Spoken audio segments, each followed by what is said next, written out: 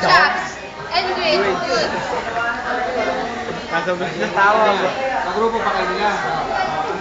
So, the manufacturer of this blender is Standard. And the model is SJB 320. And the serial number is 4. 3. 5. Short. 454335.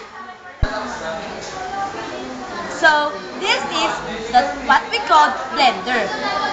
The main parts of the blender are the lid or the cover. What is a cover? The cover or the lid is used to cover the upper part of a jar to prevent the leakage of the grate food. The second one is the jar.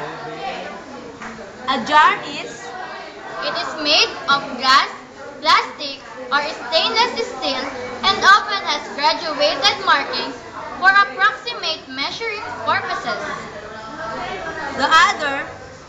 This is a blade. This is the one who blends, chops, or grates the food. Next one is, this is what we call the connector unit upper.